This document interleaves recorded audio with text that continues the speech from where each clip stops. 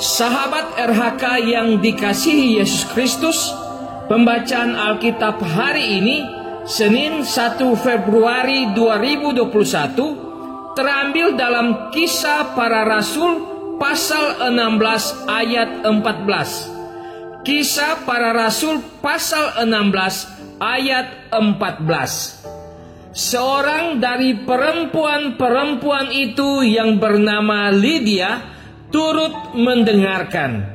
Ia seorang penjual kain ungu dari kota Tiatira yang beribadah kepada Allah.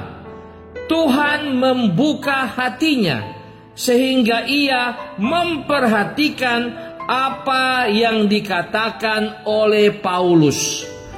Judul RHK kali ini, Hati yang Dibukakan Tuhan. Sahabat RHK yang diberkati Tuhan, pertobatan Lydia, seorang penjual kain ungu dari Tiatira, membuat namanya mendapat kehormatan karena dicatat dalam Alkitab, menjadi sebuah kesaksian tentang kedahsyatan firman Tuhan yang mampu mengubah seseorang. Tidak sia-sia pemberitaan Paulus waktu itu yang memberitakan Injil di luar kota Filipi kepada perempuan-perempuan. Salah satunya adalah Lydia.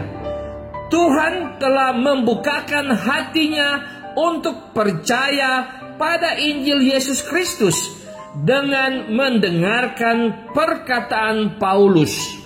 Lydia adalah seorang pengusaha atau berwirausaha kain ungu yang cukup kaya, namun tidak hanya mengambil keuntungan dari berjualan kain ungu yang mahal itu, yang hanya mampu dibeli oleh para bangsawan, namun Lydia memberi hidupnya beribadah dan berdoa kepada Tuhan, membawa keluarganya kepada Tuhan, dan membagi hasil usahanya untuk pekerjaan pelayanan dengan menopang Paulus dalam pemberitaan Injil dan membawa jiwa-jiwa kepada Tuhan.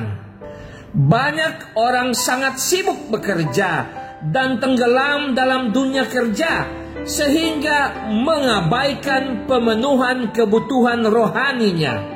Rohani menjadi kering, layu, dan tidak berseri lagi, bahkan dibiarkan hingga mati dan tidak bertumbuh imannya.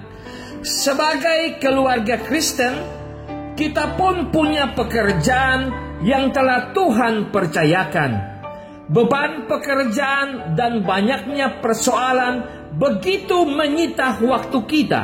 Namun, marilah kita belajar kepada Lydia.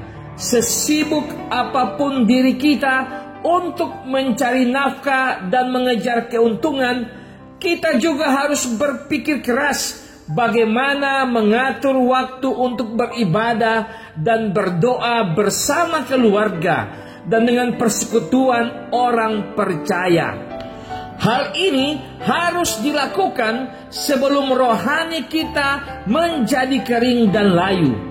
Kekeringan rohani dapat mengakibatkan kita kehilangan pengharapan dalam hidup, sehingga hilanglah sukacita dan damai dalam hati kita.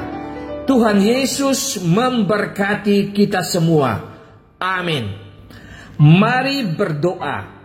Tuhan Yesus, kami mohon berfirmanlah senantiasa dalam hidup kami, supaya hati kami selalu dekat denganmu.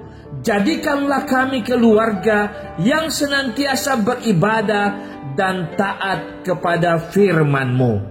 Amin.